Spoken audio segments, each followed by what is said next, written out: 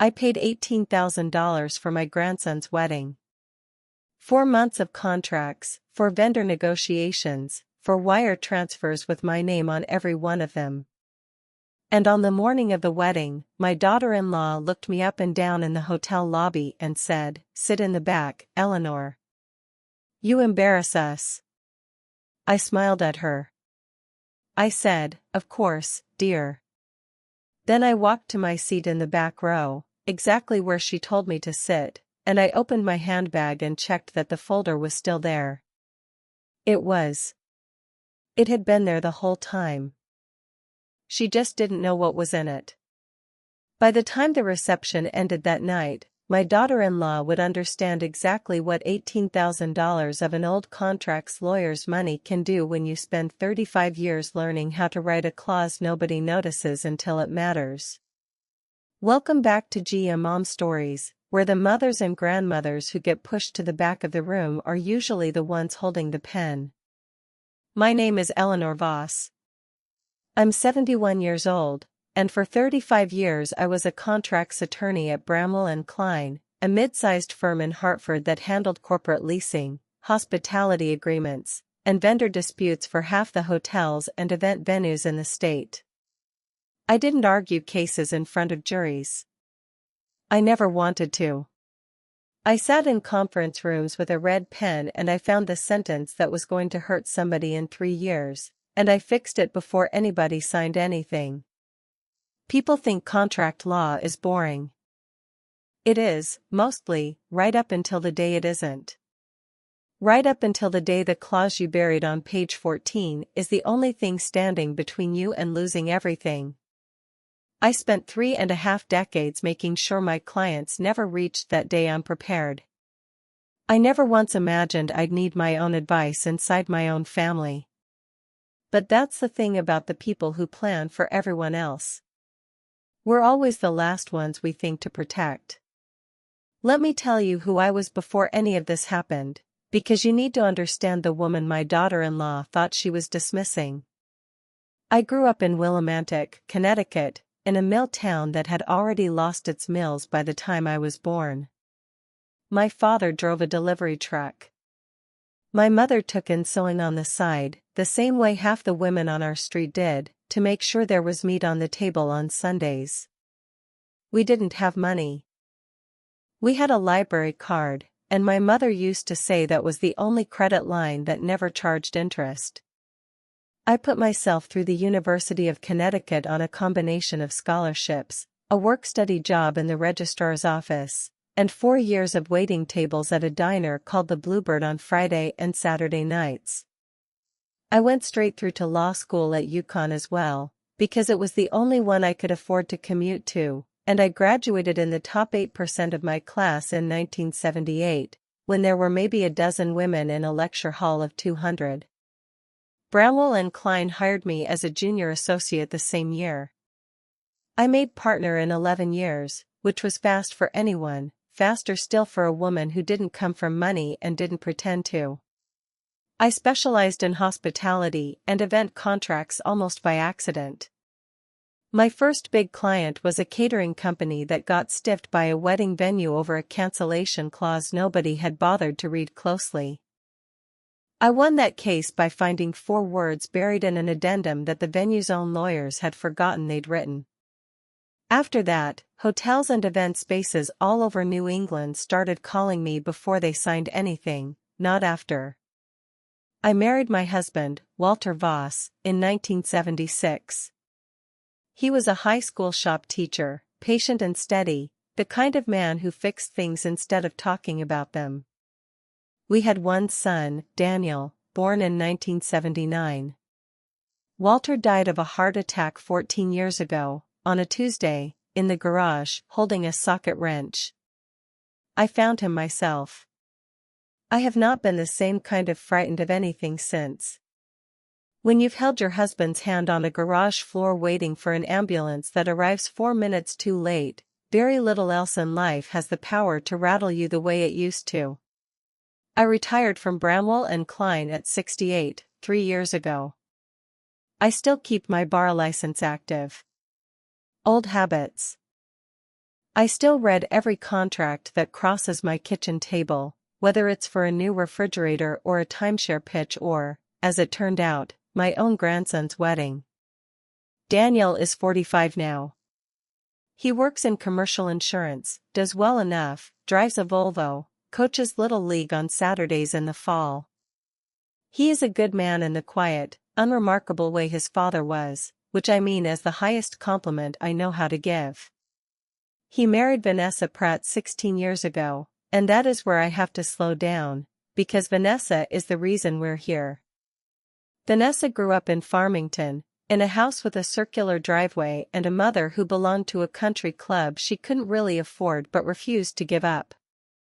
Vanessa's father was a regional manager for a pharmaceutical distributor, comfortable but not wealthy, and Vanessa spent her entire childhood standing at the edge of a world that was one rung above her own, watching the girls whose fathers were doctors and lawyers and hedge fund men, wanting badly to be mistaken for one of them.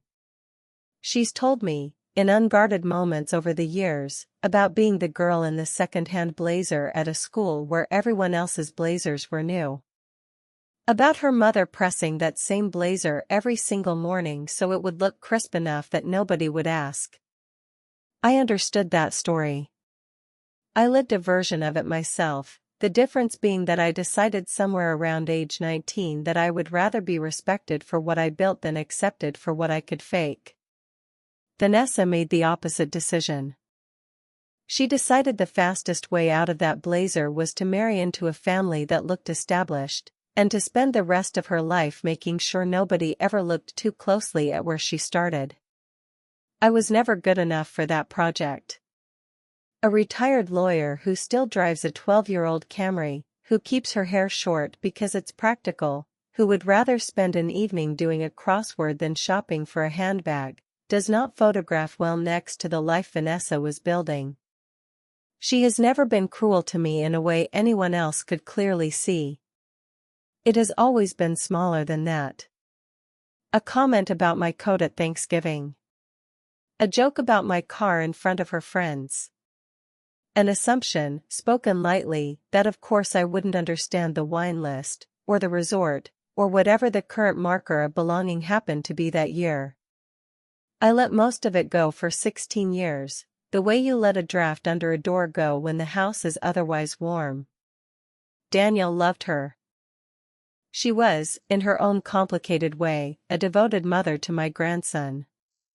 I was not going to make my son's marriage harder for the sake of my own pride. I had built a career on knowing which battles were worth the paper they'd be fought on, and this one, for a long time, wasn't. My grandson, Tyler, is 28. He is, without question, the best thing that has come out of that marriage, and I say that with love for my son and honesty about my daughter-in-law both. Tyler is warm in a way that skipped a generation and landed on him directly from his grandfather. He spent every summer of his childhood in my garage with Walter, learning to strip a wire and true a bicycle wheel, and every summer of his adolescence in my kitchen, because Vanessa worked long hours at the marketing firm where she eventually made partner, and someone needed to be home when school let out. I was that someone. I made his lunches. I drove him to hockey practice at 5:30 in the morning for 6 years. I sat in an emergency room with him at 2 a.m. when he broke his wrist skateboarding at 15, because both his parents were 3 states away at a conference and I was the one who could get there. Tyler calls me Nana. He is the only person left alive who does. I remember the winter he was 12, when Vanessa and Daniel took a 10-day trip to Aruba for Daniel's company retreat and left Tyler with me because the school schedule didn't line up with any of their usual arrangements. It snowed for 6 days straight that January. Tyler and I built a fort out of the couch cushions in my living room and ate grilled cheese for dinner 4 nights running, and on the 5th night he asked me, very seriously, over a plate of toast, whether I thought his mother loved him as much as she loved the pictures of things. I didn't answer him honestly that night, because he was 12, and some truths are not a grandmother's to hand a child before he's ready to carry them. I told him that his mother loved him in the only way she knew how to show it, and that sometimes people who grew up without enough spend their whole lives a little confused about how to prove they have enough now. He nodded slowly, the way children do when they've been given an answer that satisfies the question without quite answering it, and he finished his toast, and he never asked me again. I thought about that conversation a great deal in the 5 months I spent tracing Vanessa's invoices. I thought about it standing at that microphone. Some part of what happened at that wedding, I've come to believe, was never really about $18,000 at all. It was the last chapter of a story that had been building since a 12-year-old boy ate toast in my kitchen and asked a question I wasn't brave enough to answer honestly. I answered it honestly eventually. It just took 16 more years, a folder, and a microphone to finish the job. 3 years ago, Tyler met Chloe Marsh at a friend's barbecue.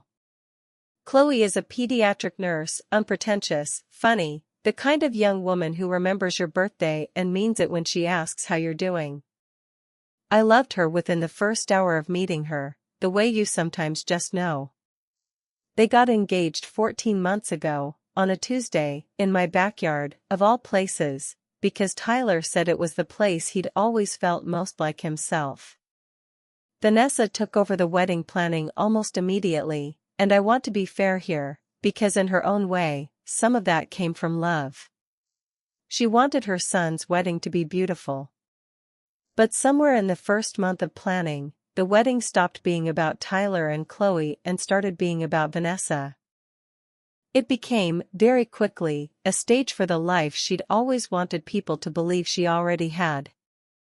The original budget, the one Daniel and Vanessa quoted me when they first asked if I'd like to contribute, was $55,000, already a significant sum for a couple who could easily have had a lovely wedding for a third of that. I said yes to contributing $8,000 almost immediately. I love my grandson.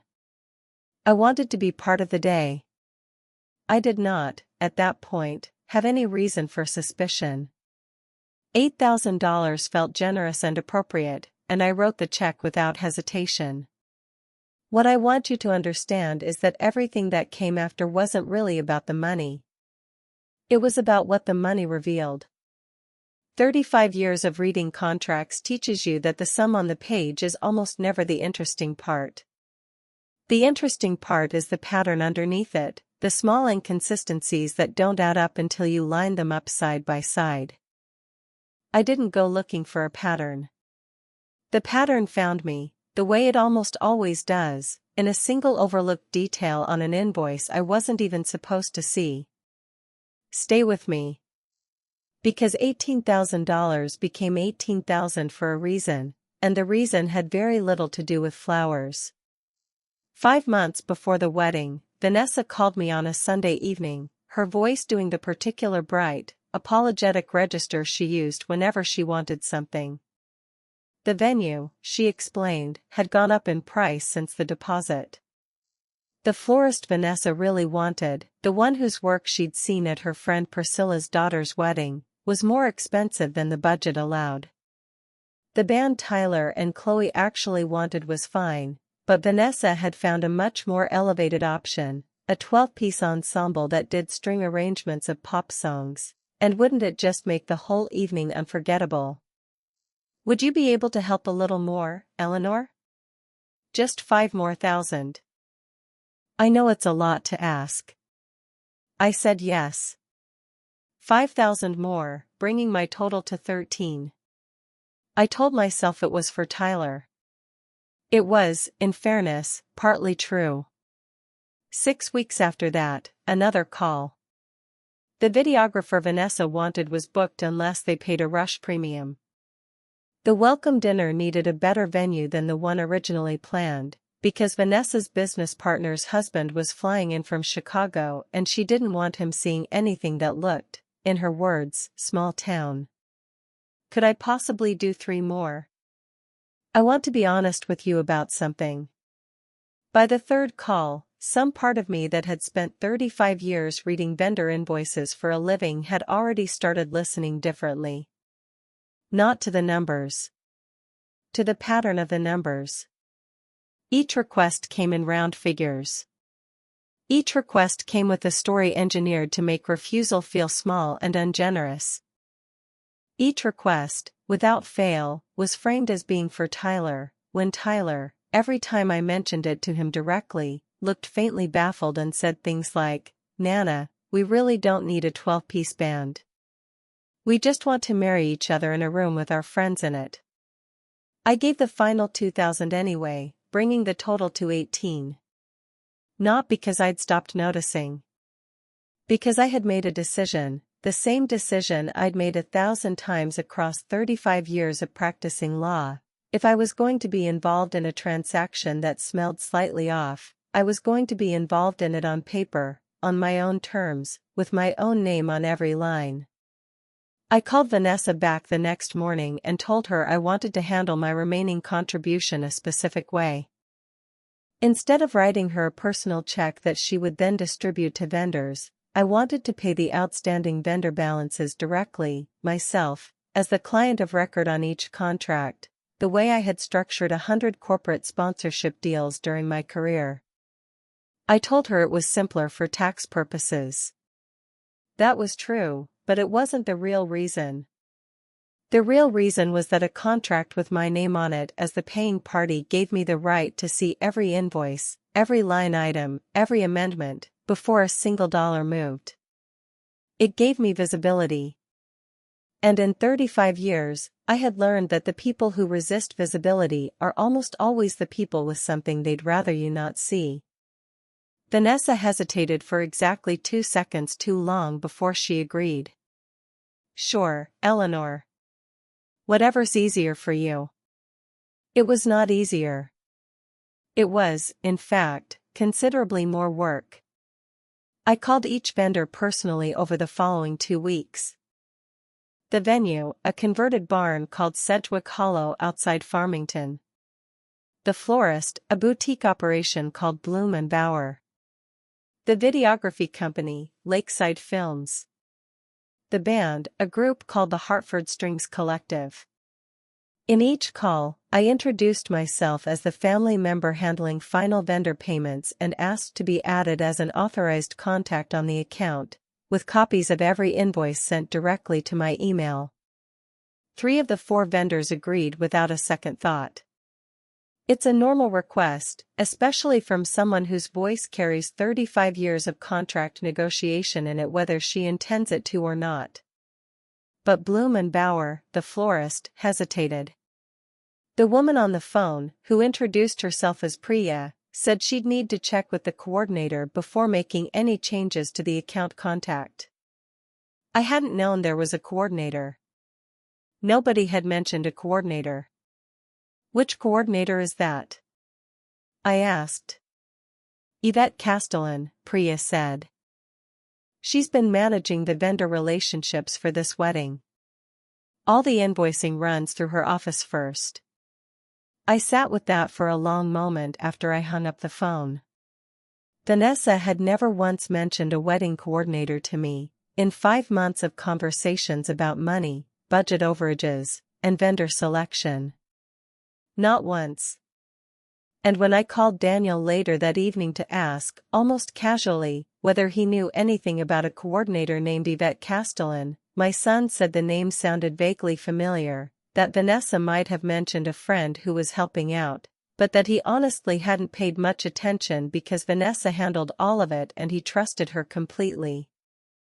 I want to pause here and tell you something about the words "I trust her completely," because I heard a version of that sentence from 100 different clients across 35 years. Always right before the part of the story where trust turned out to be the exact hole the money climbed through. I didn't accuse anyone of anything. I have never once, in my entire career, opened an investigation with an accusation. You open it with a question, and then you write down the answer, and then you ask the next question, and eventually the answers either confirm what you feared or they put your fears to rest. Either way, you need the paper trail before you need the confrontation. Always the paper trail first. So I called my oldest friend, Ferrante. And I met in 1979, in the file room at Bramwell and Klein, when she was a paralegal fresh out of a 2-year program and I was a second-year associate drowning in a lease dispute nobody else wanted. We worked together for 26 years before retired, and there is no one alive who can read a vendor invoice faster or more suspiciously than Ferrante. She spent half her career pulling apart hospitality contracts specifically, which meant that when I called her on a Thursday night and said, "I need a favor, and I need you not to ask me why yet," she was in her car and at my kitchen table with a legal pad and her readers on within 40 minutes. "Tell me everything," she said. "In order." I told her everything, in order. The escalating requests. The round numbers. The framing that made every refusal feel like cruelty. The coordinator nobody had mentioned. Listened the way she always had, without interrupting, taking notes in the small precise handwriting she'd used since 1979. When I finished, she tapped her pen against the pad twice, the way she used to write before she found something in a contract that changed the entire case. "Eleanor," she said. "In 26 years, I never once saw a legitimate wedding coordinator whose own name doesn't appear on a single piece of paperwork the family's seen. Where's her invoice for her services? Who's paying her, and how much?" That was the question that mattered. Not who Yvette Castellan was. What she was being paid, by whom, and out of which pocket. We found out over the next 3 weeks, and what we found was worse, and more calculated, than either of us expected.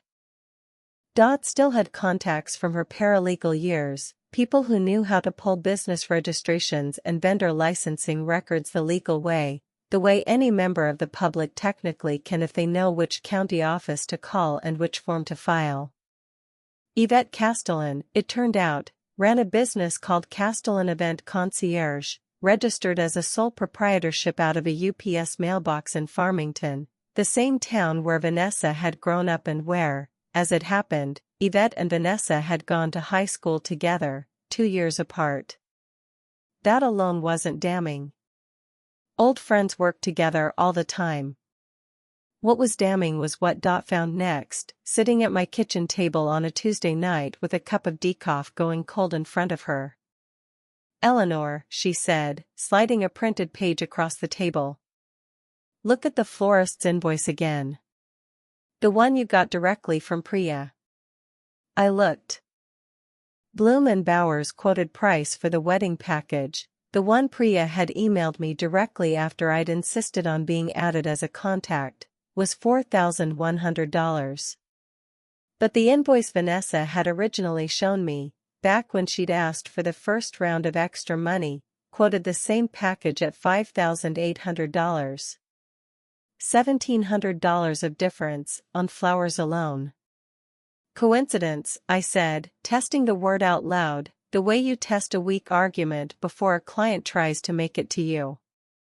"Check the band," said. I checked the band.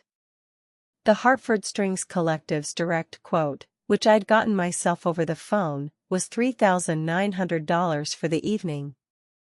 The figure Vanessa had cited to justify the second round of extra funding was $5,200. $1,300 of difference there. We went through all 4 vendors that night, line by line, the direct quotes against the numbers Vanessa had presented to me over 5 months of phone calls. Bloom and Bauer. The Hartford Strings Collective. Lakeside Films. Even Sedgwick Hollow itself, the venue, though the difference there was smaller, closer to $800, likely because a barn wedding venue has less room to pad an invoice without the client noticing. The total difference across all 4 vendors came to $4,600. $4,600 that I had personally wired, believing it was going to vendors, that had in fact never reached those vendors at all. It had gone somewhere else. And every single inflated figure Vanessa had cited to justify asking me for more money traced back to a document that had, according to the metadata DIL, was able to pull off the PDF properties when I forwarded her the original emailed invoices, been created and formatted not by Bloom and Bauer, not by the Hartford Strings Collective, not by Lakeside Films, but by a template with the file author listed as Y.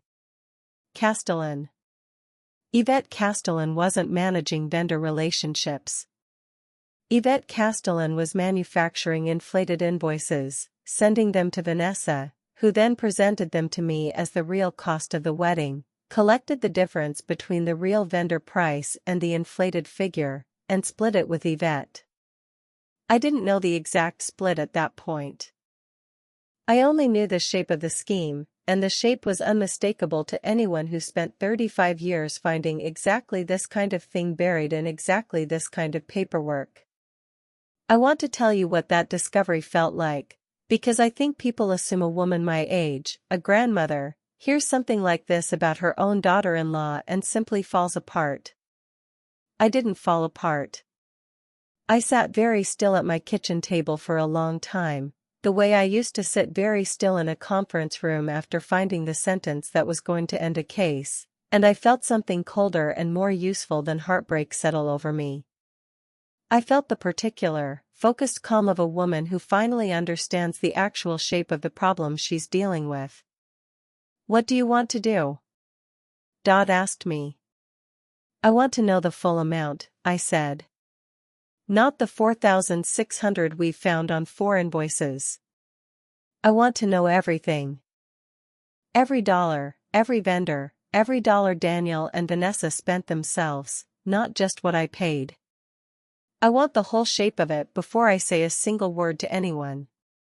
Dot smiled the way she used to smile right before we filed something that was going to change a case entirely.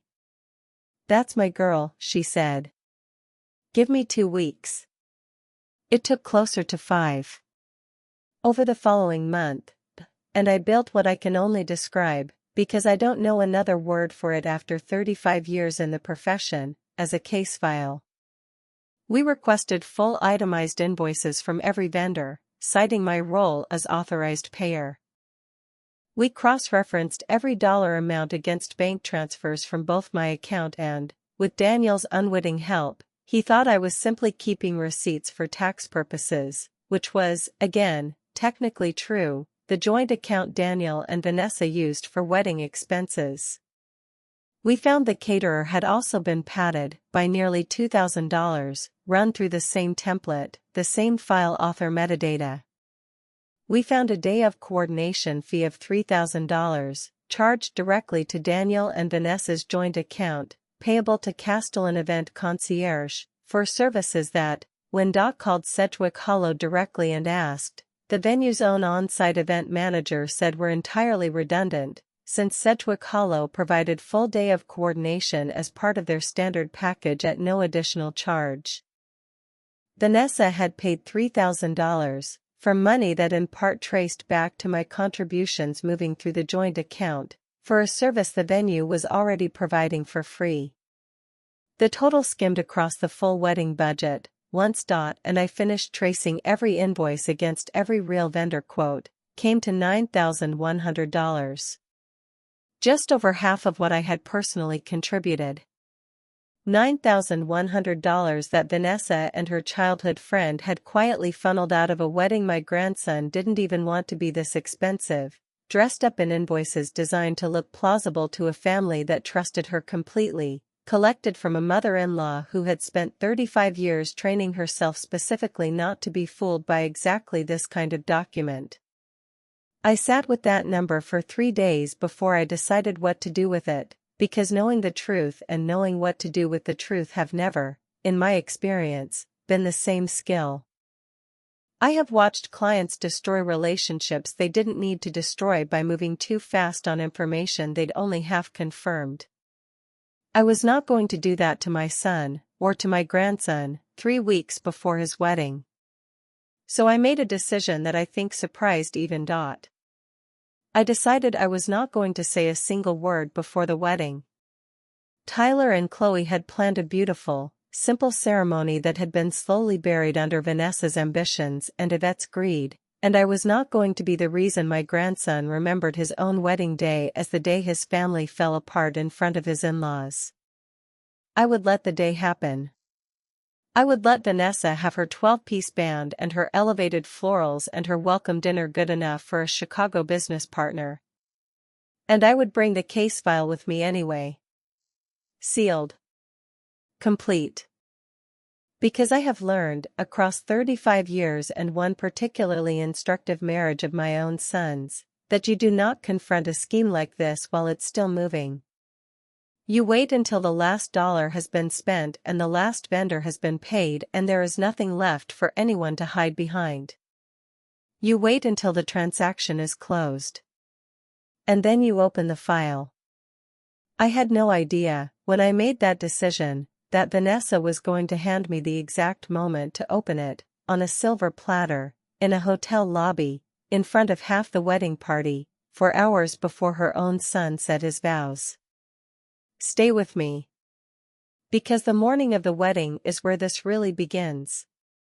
The wedding was set for a Saturday in early October, at Sedgwick Hollow, the converted barn venue with the exposed beams and the string lights Vanessa had shown me photographs of a dozen times over 5 months, always with the same phrase attached. It's going to look so elevated, Eleanor. I arrived at the Farmington Grand, the hotel where the wedding party and most of the out-of-town guests were staying, at 9 that morning, 3 hours before the ceremony. I wore a soft blue dress I'd bought specifically for the occasion, tailored, tasteful, the kind of thing I would have worn to argue a case if I still argued cases. My handbag, a plain navy leather bag I've owned for 11 years, held my reading glasses, a tissue packet, a pen, and a manila folder, the case file, sealed with a single piece of clear tape across the flap, the way I used to seal exhibits before a hearing. I had told no one it was coming. Not Daniel. Not Dot, beyond the fact that she'd know when I called her. Certainly not Vanessa. I planned to spend the day exactly the way any grandmother plans to spend her grandson's wedding day, quietly, gratefully, watching a boy I helped raise marry a young woman who deserved every bit of joy that room could hold. The lobby of the Farmington Grand was already full of movement by 9:30. Bridesmaids in matching robes carrying garment bags. A photographer setting up near the fountain for early portraits.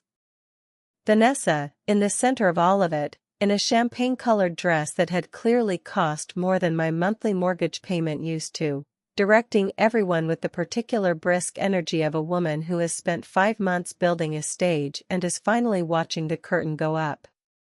She saw me the moment I crossed the lobby.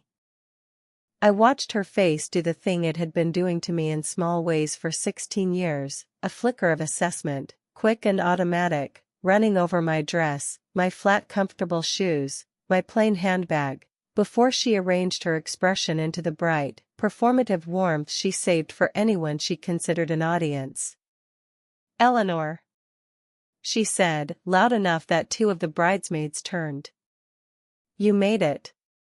Of course I made it, I said. I wouldn't miss this for anything.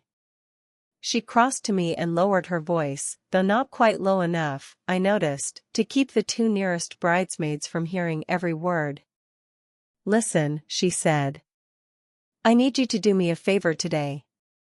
The seating for the ceremony, the front 2 rows, that's reserved for my side, for Priscilla and the Whartons and Daniel's business contacts. It's just, the optics matter, you understand. I need this to look a certain way for the photos, for the people who matter to Daniel's firm. I said nothing. I let her finish. So if you could just sit in the back, she said, that would really help. I don't mean anything by it. It's just easier. One of the bridesmaids, a young woman I didn't recognize, glanced at me with the particular discomfort of someone who has just witnessed something they weren't supposed to hear said quite that plainly. I looked at Vanessa, and I want to tell you honestly that in that moment I felt something very close to relief, Because a woman who will say something like that to her mother-in-law's face, in a hotel lobby, in front of witnesses, on the morning her son gets married, is a woman who has stopped being careful.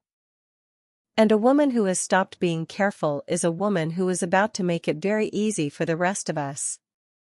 Sit in the back, I repeated, mostly to be sure I'd heard her correctly.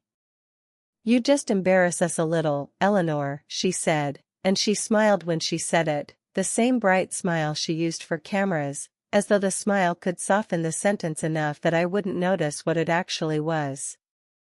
The car, the dress, it's just, this is a very specific crowd today. You understand. I did understand. I understood a great deal more than she realized. Of course, dear, I said. Whatever's easiest. I have thought many times since about why I didn't say more in that moment, why I didn't open my handbag right there in the lobby of the Farmington Grand and lay $9,100 of evidence out on the concierge desk in front of Priscilla and the Whartons and every bridesmaid within earshot. I could have. I had every fact I needed. But 35 years of practicing law teaches you something that 35 years of being a mother teaches you twice over. The moment you're angriest is almost never the moment you're most effective. Vanessa wanted a scene that morning. She wanted a version of me that confirmed everything she'd always believed, an emotional old woman making a fuss in a hotel lobby, easy to dismiss, easy to photograph unflatteringly, easy to explain away to Priscilla later as Daniel's mother. Bless her, she gets like this. I was not going to give her that. I was going to give her something she couldn't explain away at all. I walked to the ceremony 3 hours later and I sat in the back row, exactly where I'd been told to sit, next to a second cousin of Chloe's I'd never met and an elderly aunt of Daniel's who fell asleep twice during the vows. I watched my grandson marry Chloe Marsh from 40 feet away, past 2 full rows of Priscilla and the Whartons and Daniel's business contacts, none of whom, as far as I could tell, had known Tyler for longer than 18 months. I watched the boy who used to fall asleep in my garage listening to his grandfather explain torque wrenches say vows he'd written himself, and I cried, quietly, in the back row, the way you cry when something is beautiful and something else is wrong at the exact same time. I had asked Dot to come to the wedding with me, not as my date, since Dot has been a widow almost as long as I have, but as what I suppose I would have called, back when I still argued these things for a living, a witness. I told her plainly, in the car on the drive to Sedgwick Hollow that morning, that I didn't yet know whether I would say anything that day, but that if I did, I wanted someone in that room who had read every page of the file with me, who could confirm every figure if anyone asked, and who wasn't family, and therefore couldn't be accused of taking sides out of blood loyalty alone. You'll know when it's time, Dot said, adjusting her seatbelt, the folder sitting in her lap for the drive because I hadn't trusted it to the trunk. You always did. 26 years I watched you decide exactly when to file. You've never once been wrong about the timing. She sat 2 tables from me at the reception, close enough to see, far enough not to draw attention, and she told me afterward that she'd watched Vanessa the entire cocktail hour with the particular clinical attention she used to bring to opposing counsel, cataloging every small performance, every practiced laugh, every glance toward Priscilla to make sure the right people were watching the right things. She was working that room like billable hours, Dot told me later. I almost felt sorry for how hard she was trying. Almost. Neither of us actually did. I did not say a word through cocktail hour. I did not say a word through the first hour of the reception, through the 12-piece band's opening set, through the toasts, through the dinner service that had, I happen to know, come in $900 over the caterer's actual quote. I sat at a table near the back, the table Vanessa's seating chart had assigned me to, between the second cousin and an insurance colleague of Daniel's, and I ate a very good piece of chicken and I watched my daughter-in-law work the room like a woman collecting compliments the way other people collect rent. I waited until the cake had been cut. I waited until the toasts were finished and the dance floor had opened and Tyler and Chloe had done their first dance to a song Chloe's grandfather used to sing to her, the only part of the evening, I noted, that hadn't been elevated by anyone.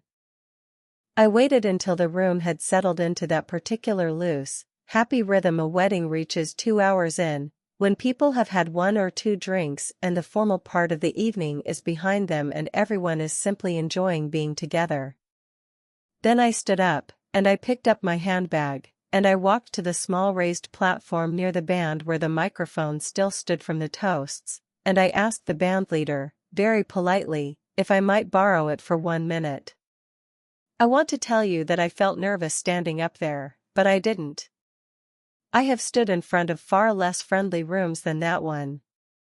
I have argued contract disputes in front of judges who'd already decided against me before I opened my mouth. A room full of people holding champagne is not, in the end, a very intimidating audience for a woman who spent 35 years learning how to hold a room's attention with nothing but a folder and a level voice. I promise this will only take a moment, I said, and the band went quiet, and the room turned toward the platform the way rooms do when someone unexpected picks up a microphone. I just want to say a few words about my grandson, and then I have a small piece of business to finish before the night is over. Tyler, from the dance floor, looked up with the open, curious smile he's had since he was 4 years old. Chloe squeezed his hand. Daniel, at the head table, straightened in his chair. And Vanessa, 3 tables away, went very still in the particular way people go still when they sense, before they can name why, that something is about to happen that they will not enjoy. Tyler, I said, your grandfather would have loved today. He'd have loved the band, even the fancy one, though he'd have made fun of it privately, to me, in the car. He'd have loved watching you dance with Chloe. And he would have told you, the way he told your father on his own wedding day, that a marriage isn't built on the wedding. It's built on what 2 people do for each other after everyone else has gone home. I love you. I have loved you since you were 6 pounds 4 ounces and screaming in a hospital room, and I will love you exactly the same amount whether this room cost $55,000 or $500. I want you to remember that, tonight and always. There was a soft murmur of approval, a few glasses raised, the sort of warmth a grandmother's toast is supposed to earn. I let it settle for a moment. And then I opened my handbag. Now, I said, the small piece of business. I removed the manila folder, the tape already broken, though no one but me knew that. I set it on the small table beside the microphone stand and I looked, not at the room in general, but directly at Vanessa. This morning, I said, my voice level, the exact register I used to use walking into a deposition, I was told to sit in the back row of my grandson's wedding because I embarrass this family. I want to be honest with all of you. I understood the request. I have known for exactly 5 weeks that I was never going to be seated at the front of this event, because the front of this event was reserved for people whose good opinion mattered more to Vanessa than mine did. I accepted that this morning with a great deal more grace than I actually felt. Vanessa's smile had frozen into something brittle. Daniel had gone pale. Priscilla, at the front table, had set down her champagne entirely. What I did not accept, I continued, was staying quiet about something else I discovered while planning my contribution to this wedding. I contributed $18,000 to this event. I want everyone in this room, especially the people at the front 2 tables who don't know me well, to understand that I am a retired contracts attorney. I spent 35 years reading exactly the kind of paperwork that crossed my desk over these last 5 months. And what I found in that paperwork is that of the $18,000 I paid, and additional funds paid from Daniel and Vanessa's joint account, roughly $9,100 did not go to the vendors who provided the flowers, the music, the catering, and the coordination for this event. It went, instead, to a company called Castellan Event Concierge, run by Vanessa's childhood friend Yvette Castellan, through invoices that were deliberately inflated above the vendor's real, quoted prices. The room had gone completely silent, the kind of silence I recognized instantly, the specific silence of 140 people simultaneously deciding whether to keep watching or look away, and deciding, almost universally, to keep watching. "Eleanor," Vanessa said, her voice pitched too high, reaching for the room the way she always reached for a room when she needed it on her side, "this is not the place. You cannot possibly." "I have the original vendor quotes," I said, opening the folder, not raising my voice at all, "obtained directly from Bloom and Bauer, from the Hartford Strings Collective, from Lakeside Films, and from the catering department at Sedgwick Hollow, each one requested and confirmed by me personally, over the phone, in my own name, weeks ago." I have the invoices Vanessa presented to me, which do not match those quotes. I have the metadata from the PDF files themselves, which identifies the invoices as having been created using a template authored by, and I'm quoting the file properties exactly, Y. Castellan. I have bank records showing the transfers. And I have a day of coordination invoice for $3,000, paid to Castellan Event Concierge, for a service that Sedgwick Hollow's own event manager confirmed, in writing, is already included in the venue's package at no additional cost. I looked up from the folder. "I am not telling you this to ruin my grandson's wedding," I said. "I made a decision 5 weeks ago that Tyler and Chloe's day was not going to be the place where this came apart. I have kept my word on that. Tyler has been married for 2 hours and 40 minutes as of right now, and nothing I've said changes a single thing about that marriage, which is, from what I can see, going to be a genuinely happy one." I glanced at Chloe, who was gripping Tyler's hand, her eyes wide, and gave her the smallest possible nod, the one that meant "this isn't about you, sweetheart, not for 1 second. I am telling you this now, tonight, at the end of the evening, because I told myself I would open this folder the moment the last vendor had been paid and there was nothing left to protect by staying quiet. That moment is now. And I was told this morning that I embarrass this family. I wanted to be very clear, before the night ended, about which parts of this family's story are actually embarrassing, and which parts simply weren't convenient for certain people to have looked at too closely. Daniel stood up from the head table. I watched my son's face move through something I recognized from 35 years of watching clients receive bad news about people they loved, the particular collapse of an assumption that had been holding weight for a long time. "Vanessa," he said, and his voice cracked on the single syllable of her name, "is this true?" Vanessa's eyes moved from Daniel to me to the folder to the 140 faces now watching her, and I watched her do the thing I had expected her to do, because I had seen enough clients do it across enough conference room tables to recognize the reflex instantly. She reached for the version of the story where she was not the villain. "You don't understand how much a wedding like this actually costs," she said, and her voice had lost the bright performative warmth entirely now, gone thin and defensive instead. "Yvette helped me manage things that neither of you had any idea how to handle. She earned a fee for that. That's normal. Coordinators charge fees." "Coordinators disclose their fees," I said. "Coordinators don't disguise them as inflated invoices from vendors who never received the money the invoices claim they charged." "I called Bloom and Bauer directly, Vanessa. I called the Hartford Strings Collective directly. Every single one of them quoted me a lower price than the price you presented to me as the actual cost. That isn't a coordination fee. That is the exact definition of a kickback scheme, and I would know, because I spent 35 years finding schemes considerably more sophisticated than this one."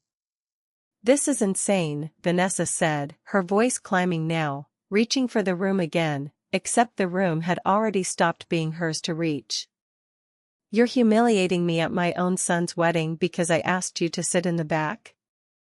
This is about you being hurt, Eleanor, this isn't about money, you're punishing me because I told you the truth about how you look at these things. I would have said nothing tonight, I said, and I let the quiet in my voice do the work the way I always had, if you had simply asked me to sit in the back because the front tables were reserved for guests I didn't know well. That would have been an ordinary, forgivable request, and I would have understood it perfectly. What you actually said was that I embarrass this family. I have spent 5 weeks holding evidence that the person embarrassing this family took over $9,000 that was meant for my grandson's wedding and put it, through a friend, into her own pocket. I decided tonight that I was done letting that particular hypocrisy stand unspoken in a room full of people who all seemed to believe you were the one with something to be ashamed of me for. Priscilla, at the front table, had her hand pressed to her mouth. One of the bridesmaids from the hotel lobby that morning, the one who'd overheard Vanessa's comment, was nodding slowly, the pieces visibly assembling themselves behind her eyes. Daniel walked toward Vanessa, not toward me, and for one long second I genuinely did not know which way my son was going to turn. Then he stopped in front of her and said, quietly enough that only the closest tables could hear, though I was close enough, $9,000, Vanessa. From my mother. Who has never once, in 16 years, asked either of us for a single thing. Daniel, please, let's talk about this at home. We are going to talk about this at home, he said. Extensively. But I needed to hear you say, in front of everyone in this room, whether it's true, because my mother does not lie, Vanessa. In 45 years, I have never once caught my mother in a lie. And I have caught you in 3 just in the last 2 minutes. I did not enjoy watching that. I want to be honest about that, because I think it would be easy for you to imagine I stood on that platform feeling something like triumph. I didn't. I felt the specific, heavy sorrow of a mother watching her son's marriage take a wound in front of 140 witnesses, a wound I had caused, even if I hadn't created the injury underneath it. I have spent enough of my career delivering bad news to know that being right and feeling good are almost never the same experience. Tyler crossed the dance floor and stood beside me at the platform. He didn't say anything for a moment. He just put his arm around my shoulders, the wedding suit still crisp, the boutonniere still pinned, and he looked out at the room, at his mother, at his father, at the folder still open on the small table. Nana, he said, quiet enough that it was mostly for me, is Chloe okay? Is any of this about us? None of it, I said. Not $1 of it touches you or Chloe or this marriage. I promise you that. Then I don't care about the rest of it tonight, he said, and he turned to the room, raised his own voice, easy and clear the way it's always been. Hey, everybody, the bar's still open, the band knows a few more songs, and my grandmother just did something extremely on brand for her, so let's give her a round of applause and get back to the party, because Chloe and I would like to actually enjoy our wedding now. It should not have worked. A joke should not have been able to release that much tension out of a room that heavy. But my grandson has always had his grandfather's gift for finding exactly the right small thing to say to make a hard moment survivable, and the room laughed, uncertainly at first and then more fully, and someone did start clapping, and the band, God bless them, picked the next song without waiting to be asked. Vanessa did not stay for it. She left the reception within 10 minutes, Priscilla trailing after her with an expression I couldn't quite read, somewhere between sympathy and the particular fascination people feel when they've just watched someone's carefully built reputation come apart in real time. Daniel stayed.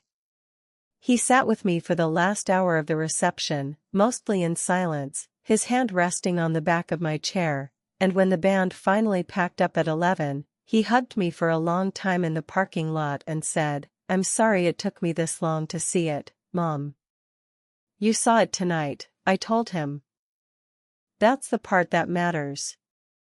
Here's what happened in the weeks after the wedding. Because I know you want the accounting, not just the feeling, and after 35 years in this profession, I have never once been able to close a story without giving you the numbers. Daniel confronted Vanessa fully 3 days after the wedding, once the immediate shock had settled enough for an actual conversation instead of a shouting match.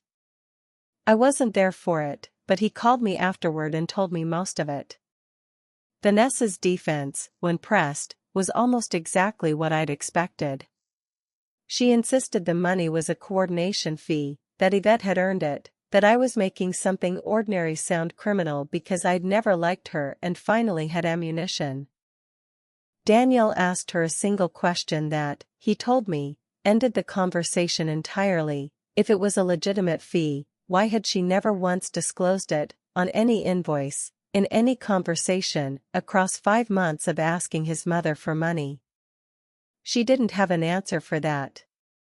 There isn't one. I gave Daniel and Vanessa 2 options, the same way I used to give clients 2 options at the end of a negotiation, because that is simply how I think, and I am too old to pretend otherwise. Option 1, Vanessa repaid the $9,100 in full, from her own funds, on a schedule Daniel and I agreed to, and Yvette Castellan's role in the scheme was disclosed to no one beyond our immediate family, on the condition that Yvette never again handled a single dollar of anyone in our family's money for anything. Option 2, I filed a civil claim for the recovered amount, and let the discovery process, and whatever it turned up about Castellan Event Concierge's other clients, run its course in public record. Vanessa chose option 1 within 4 days. I don't think she chose it out of remorse, not entirely. I think she chose it because she understood, finally, exactly what kind of paper trail a retired contracts attorney is capable of building when she decides to build one, and she did not want to find out what else that trail might uncover if it kept growing. She repaid the full $9,100 over 5 months, in monthly installments, each one wired directly to me with a formal note attached, drafted, I noticed, by an actual attorney this time, a real one, not a childhood friend running invoices through a template. I put the entire amount, once it was fully repaid, into a savings account for Tyler and Chloe, their first home, not as a gift with strings attached, but as a plain deposit with a note that said simply, for whatever home you build next. All my love, Nana. Yvette Castellan lost, as far as I've been able to determine, most of her event coordination business in the following year. Word travels quickly in Farmington's particular social circle, and Priscilla, of all people, turned out to be the person who made sure it traveled fastest. I take no pleasure in that, and I take no responsibility for it either. I simply told the truth in a room full of witnesses, on the night I had promised myself I would, and truth, once it's out of the folder, tends to move on its own. Vanessa and I are, I would say, cautiously civil now, nearly a year later. We are not close, and I don't expect we ever will be, not after 16 years of small unkindnesses finally arriving at one very large one. But she has stopped making comments about my car. She has stopped joking about my coat at Thanksgiving. I think some part of her finally understood, standing in that reception hall with 140 people watching her reach for an excuse that didn't exist, that the woman she'd spent 16 years quietly dismissing was never the person in that family with something to be ashamed of. Daniel has changed more than I expected, in the quiet, steady way his father used to change, slowly and then completely. He calls me every Sunday now, not just on holidays.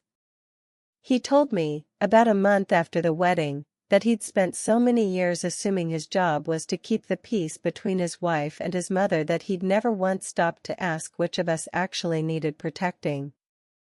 I got that backwards for a long time, Mom, he said. I'm sorry. Tyler and Chloe are, by every measure I can see, entirely unbothered by any of it, exactly as I'd hoped. Chloe told me a few weeks after the wedding that she'd actually felt relieved watching me stand up at that microphone, Because she'd sensed for months that something underneath all of Vanessa's planning felt wrong, without ever being able to name what. "You didn't ruin anything, Eleanor," she said. "You were the only honest thing that happened at that whole wedding, besides our vows." I still drive the Camry. It has 141,000 miles on it now, and I intend to get at least another 50,000 out of it before I even consider replacing it. I still keep my bar license active. I still read every contract that crosses my kitchen table, out of habit, and I suspect I always will, because 35 years teaches you a way of looking at the world that doesn't retire just because you do. A few weeks ago, Tyler and Chloe came for Sunday dinner, the way they do most weeks now, and Tyler asked me, half joking, whether I still had the folder. "Of course I still have the folder," I told him. "I keep everything." "Even the good stuff?" I never planned to talk about my own story there. It felt, for a long time, too private, too close to something that had genuinely wounded my son's marriage even if it had ultimately strengthened it. But a woman named Carol came in during my third session with a stack of invoices for her granddaughter's quinceañera, convinced something didn't add up but unable to say exactly why, and something about the shape of her worry, the careful, apologetic way she said "I don't want to make a fuss, I just want to understand the numbers," undid me completely. I told her my story, the whole thing, right there at a folding table in a senior center activity room. By the end of it, 3 other women in the room were nodding along, and 2 of them stayed afterward to tell me quieter versions of the same thing: a nephew's contractor, a son-in-law's business partner, money that had moved somewhere it shouldn't have, hidden inside paperwork nobody had thought to question. That's really the whole of what I want to leave you with tonight, if you've stayed with me this far. Being gracious and being blind are not the same thing. You can sit in the back row exactly where you're told to sit, and smile, and keep the peace for as long as the moment calls for peace, and still, quietly, in your own handbag, in your own name, on your own terms, be keeping the one piece of paper that tells the truth. Kindness was never supposed to mean surrendering your eyes. I spent 35 years teaching corporations that lesson for a living. It took my own family, and one folding chair in the very back row of a wedding I helped pay for, to remind me that the lesson was mine to live by too. My name is Eleanor Voss. I'm 71 years old. I paid $18,000 for my grandson's wedding, and I was told to sit in the back because I embarrassed my family. I sat exactly where I was told.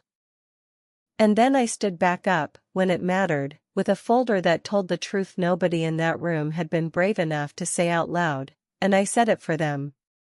If someone has ever told you to make yourself smaller so their picture would look better, I hope you remember this. The people who ask you to disappear are very rarely the people who deserve to be believed over you. Keep your receipts. Keep your folders. Keep your quiet dignity, right up until the exact moment it's time to open the file. If this story reminded you of your own back row, of a moment someone tried to make you small so their version of the story would look cleaner, tell us about it in the comments. I read every one. And if you believe, the way I do, that the quiet women holding the folders are usually the ones actually holding the family together, subscribe to Gia Mom Stories, and I'll see you in the next one.